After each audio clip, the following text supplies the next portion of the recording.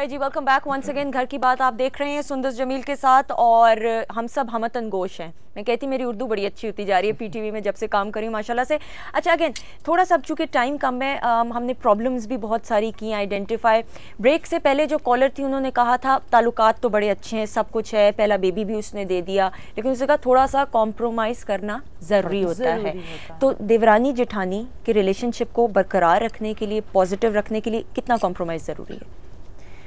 Compromise बहुत ज़्यादा ज़रूरी है, इसलिए कि कॉम्प्रोमाइज अगर आप टॉलरेट नहीं करेंगे तो ये रिश्ता अच्छा नहीं रह सकता। फिर वही झगड़े, लड़ाई झगड़े, फसाद हर टाइम वो तो चलते ही रहेंगे, चाहे वो बहनें हो या वो देवरानी। आप ज्वाइंट फैमिली में रहें या अलग रहें, टॉलरेंस बहुत ज्यादा जरूरी है। अच्छा आप दोनों ने बहनों, मतलब आप हैं सगी, ऑब्वियसली कहीं ना कहीं अनबन हुई हो तो आप लोगों ने एक दूसरे से गिला शिकवा प्यार से ही किया हो, लेकिन फिर बाद में मसला भी हल हो गया। और कहते हैं ना मसला इतना होता नहीं बड़ा जितना बना दिया जाता है। असल में बाहर देखने वाले बनाते हैं। मैं अभी आपको बताने लगी थी कि बेसिक बात जहेज से शुरू होती है कि जेठानी क्या लेकर आई और कितनी ससुराल में क्या कुछ उसके लिए आया था, और जब आपकी देवरानी आती है तो वो फिर कंपेयर किया जाता है। बेशक के घर वाले ना करें लेकिन बाहर वाले कहेंगे जी वो ये लाई थी और तुम ये नहीं लाई, तो वो वहां बड़ा उनका आपस में इख्तलाफ शुरू हो जाता है कि ये सोफा भी लाई थी, तुम्हारा सिर्फ बेडरूम का सामान आया है, और तुम्हारे माँ बाप ने एसी नहीं दिया, इसके माँ बाप ने तो एसी भी दिया था।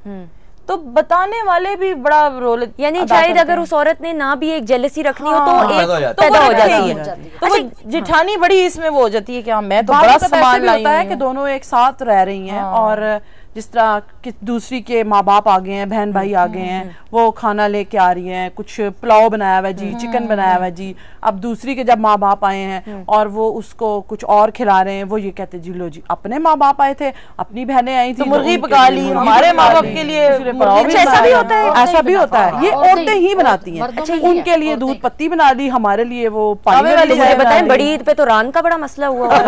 रान एक बड़ा स्टेटस सिंबल होता है। बिल्कुल कि उसको राम दे दी और हमें तो सिर्फ गोश्त ही दे दिया, वो भी हड्डियों वाला निकल आया। लेकिन मैं ये कह रहा हूँ वो रान भी तो उसी बकरे की, किसी और बकरे की। मैंने कुछ भी बना सकते। मैंने एक फैमिली में रिसेंटली ये भी लड़ाई, आप लिटरली देखें कि मतलब लड़ाई बनाने वाले किस मसले को लड़ाई कि फलां भाई ने देखो बकरे की कुर्बानी की, उसमें से 30 किलो गोश्त निकला, हमारे से क्यों 31 किलो गोश्त नहीं निकला। मतलब कि आप ये चेक करें कि गोश्त के उसके ऊपर भी लड़ाई। मतलब पॉइंट ये है कि अब कुछ तो और करने की, अब उसका पॉइंट ये चेन है बेसिकली, ये चेन चल रही है फ्रस्ट्रेशन की।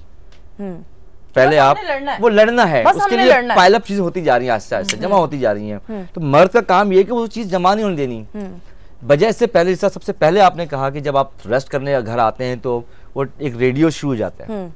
बिफोर स्टार्ट दैट रेडियो आपने अपना रेडियो स्टार्ट शुरू कर देना है। असल मजा ये है। अब मैं अमल करूंगा इस पे। बड़े मसले। लेकिन मतलब अगर फॉर एग्जांपल आप नहीं चीजों को टैकल कर पाते, एक आदमी ना कर पाए फॉर एग्जांपल, तो कितना की मसला बड़ा हो सकता है और संगीन हो सकता है। भाई भाई के रिश्ते में दरार आ सकती है। ये मसला तो फिर जाहिर है कि इतना संगीन रहता है कि भाई भाई का चेहरा देखने का रवादार नहीं होता, भाई भाई से अलग हो जाएगा, घर अलग हो जाएंगे। लेकिन ये झगड़े खत्म भी हो सकते हैं। एक छत तले रहने के लिए जरूरी है कि आप में बर्दाश्त हो, सेल्फ रिस्पेक्ट हो, आप एक दूसरे के मसाइल को समझें, और फिर जब आप एक दूसरे के मसाइल को समझते हैं तो फिर आप उन मसाइल को हल करने की कोशिश करें, तो फिर एक छत तले बड़ी आसानी के साथ रहा जा सकता है जी। इतनी बड़ी बात नहीं है। अच्छा फैमिली डिसीजंस की बात आती है, जिस तरह हेड ऑफ द फैमिली अब आपके बड़े भाई हैं माशाल्लाह से, ठीक है, मुझे बताएं फैमिली डिसीजंस को कितना की आप लोग रिस्पेक्ट देते हैं, अपनी मतलब बीच में पॉइंट ऑफ व्यू डालते हैं कि नहीं, और आपकी बेगम की क्या राय होती है सवाल? जैसा उन्होंने बताया कि वो अपनी बड़ी जेठानी को बाजी कहती हैं, उनकी रिस्पेक्ट करती हैं, इस तरह सारे हम लोग भी रिस्पेक्ट करते हैं। बात वही आती है कि सेल्फ रिस्पेक्ट की। जब आप किसी की रिस्पेक्ट करते हैं फिर आप उसको ऑनर देते हैं, आप उसको ओबे करते हैं, आप उसको फॉलो करते हैं। तो बुनियादी बात यह है कि आप जो भी बड़ा आपका बड़ा है, जो एल्डर है, जो आपका हेड है, वो अगर कोई फैसला करता है, लेकिन यहाँ एक और चीज भी मद्देनजर रखनी चाहिए कि जो बंदा फैसला करने जा रहा है, जिसको अल्लाह ने ये पावर दी है, हेड बनाया, उसको भी सोच समझ के फैसला करना चाहिए कि किसी की हक तलफी ना होने पाए, ताकि वो फिर दिल में वो चीज पैदा ना हो कि ये फैसला क्यों कर दिया। अच्छा मेरा सवाल यहाँ पे ये है कि कौन ये फैसला करेगा? चले बड़ा तो है आपके घर में, तो ऑब्वियसली आपके बड़े भाई हैं, तो he is head of the family. ये कौन फैसला करेगा कि वो बायस नहीं हो रहे और एक बहुत बैलेंस्ड डिसीजन ले रहे हैं? उसका फैसला ही फैसला करेगा। उसका फैसला खुद बोलता है, ये देखा गया, खुद बोलता है, एक्सपीरियंस है ये चीज, वो खुद बोलता है। लाजवाब देखें, जब लाजवाब हो जाए इतराज करने वाला इसका सब जब मकसद उस पे एग्री करते हैं, मसलन हमारे घर में अब मेरे हस्बैंड है, उनका डिसीजन होता है तो बेटे भी एग्री करते हैं, बहुएं भी, और उनमें इतना एक अच्छी बात होती है। मसलन आप अभी जहेज़ का जिक्र कर रहे थे ना, बड़ी मेरी बहू, हमने कहा भी हमें नहीं जहेज़ चाहिए, उसने बाहर जाना था, मामूली सा हमें बेडरूम का लिया जो भी था। अब छोटी वाली का अगर जहेज़ उन्होंने दिया, हमने उससे भी कहा बेडरूम का देना है। अब हमें किसी ने को भी नहीं पता, मेरे हस्बैंड ने देखा है कि उसका बेड कमरे में LCD सेटिंग और है, खुद ही अगले 2-4 दिनों बाद गए चिन्योट, वहाँ से बड़ी बहू का खुद ही वो सेट भी लाए, अच्छा उससे भी अच्छा, उसके कमरे में LCD भी लगवा दिया कि लोग आने वाले अगर उसके कमरे में जाएं या इसके कमरे में जाएं, करते हैं ना, तो अगर आ जाते हैं कोई मेरे मिलने वाले आए हैं, उनके वो दोनों बहुओं के कमरों में झांकेंगे या पोर्शन में, अच्छा इसका तुम्हारा बेड बड़ा अच्छा है, तो बड़ी को कोई कम्प्लेक्स ना हो।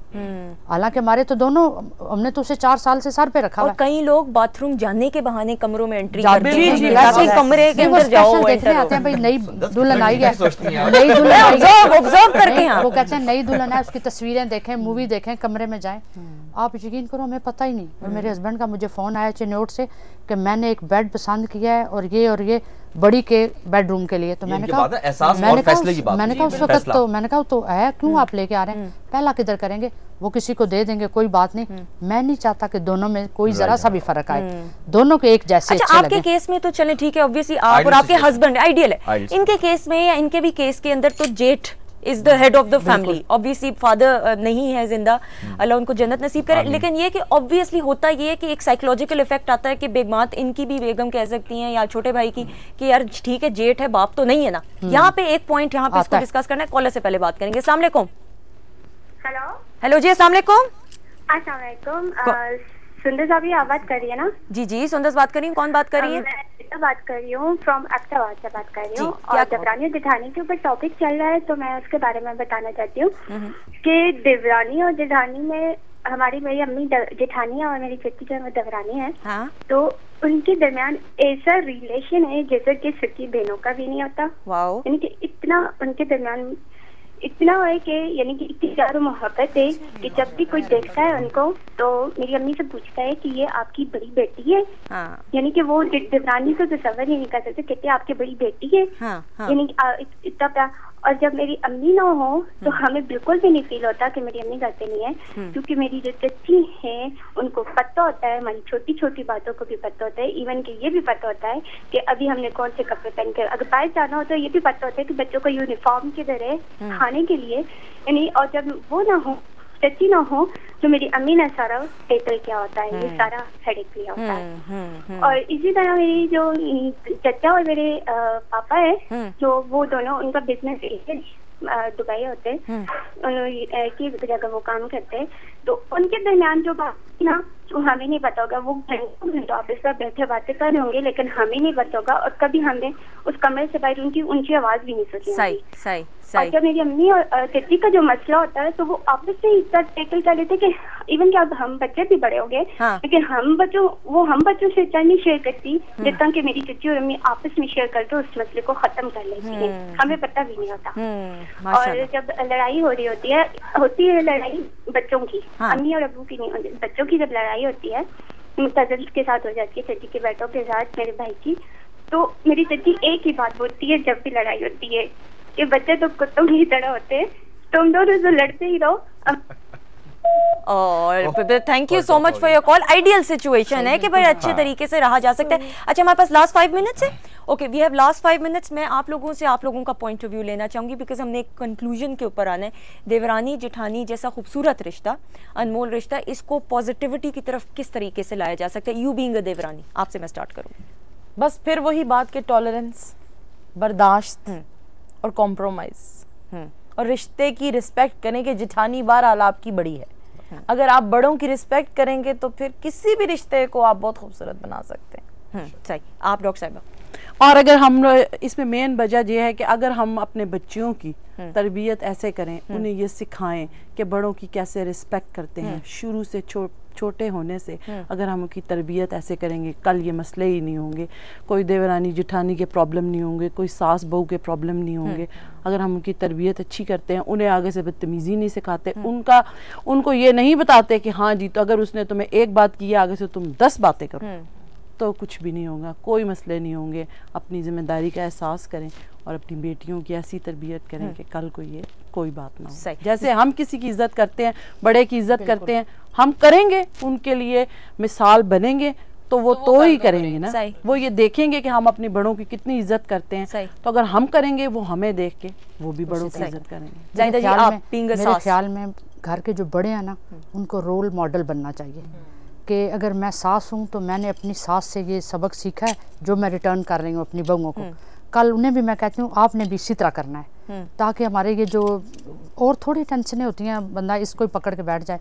और घर के जो बड़े हैं, मसलन मेरे हस्बैंड हैं, मैं हूँ, हमारा काम है बच्चों को हर तरह से हम मेंटली सुकून दें। मतलब अगर घर में झगड़े होंगे तो आपको पता है घर के मर्द जो हैं ये बता रहे हैं जैसे डिस्टर्ब होते हैं, तो मतलब इतनी खुशी होती है घर में एंटर हो तो एक अच्छा हंसता खेलता माहौल मिले। उसमें यह है कि हर बंदा अपना रोल अदा करे, बड़े इस तरह करें कि वो उनको बिल्कुल अपने बच्चों की तरह उनको समझा देते हैं। मैंने आपको बताया ना कि अगर मुझे ज़रा लगता है कि मेरी बड़ी बहू ने ज़्यादा काम किया है और छोटी जो है वो नहीं कर रही, तो मैं उससे कहूँगी आप उठ के तुम करो, उसको ज़रा आराम करने दो। एक दफ़ा एक को कहती हूँ चलो मेरे साथ, दूसरी दफ़ा दूसरे को कहती हूँ आओ तुम मेरे साथ फलां जगह, ताकि एक बैलेंस है, तरीके से हैंडल करो। बैलेंस रखना चाहिए। ठीक है जी नईम साहब, आदमी का क्या रोल होता है चीज़ों को सही रखने में? सबसे अहम रोल मेरे नज़दीक मोहब्बत, प्यार से, सुकून से बात सुने, ज़रूर सुने, लेकिन सुकून से सुने और इस तरह से सुने कि उसको फील हो कि उसकी बात सुनी जा रही है। उसके बाद मोहब्बत से रहें, दरगुजर से, एक दूसरे को समझाएं, थोड़ा सा एडजस्ट करने की कोशिश करें, थोड़ी सी कुर्बानी दें एंड ट्राई टू से सॉरी। जब आप खुद सॉरी करना शुरू कर देंगे तो कोई आपको सॉरी नहीं करेगा। ये आदमियों को कह रहे हैं आप? मैं आदमियों को कह रहा हूँ। तो मतलब कि वो अगर सॉरी आदमी पहल कर देगा तो कोई मसला नहीं होता। ये मैं समझता हूँ, मोहब्बत से रहें, प्यार से रहें, एक दूसरे को समझें, एक दूसरे की बात को समझने की कोशिश करें, अपनी गलती को तस्लीम करें और वैल्यूज पे बात करें। मैं समझता हूँ कि देवरानी और जेठानी जैसा उन्होंने बात की कि एक दूसरे की सेल्फ रिस्पेक्ट पे जोर दें कि सीनियर जूनियर का जो फ़र्क है पर वो रिस्पेक्ट होनी चाहिए।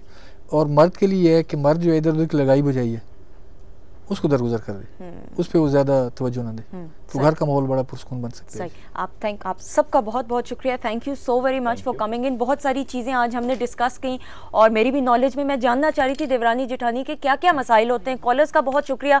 जाने से पहले छोटी सी बात, रिश्तों का एहतराम करें, आपस में प्यार बांटें, क्योंकि बड़े खूबसूरत और अनमोल रिश्ते होते हैं जिनको जितना चेरिश करेंगे उतना ही फ़ायदा at the end of the day आपका होगा। इंशाल्लाह आपसे कल मुलाकात होगी, ब्रांड न्यू एपिसोड है और गेस्ट कौन है मैं नहीं बताऊंगी, लेकिन आपकी बहुत ही प्यारी और हमारी बहुत ही प्यारी फेवरेट गेस्ट होंगी।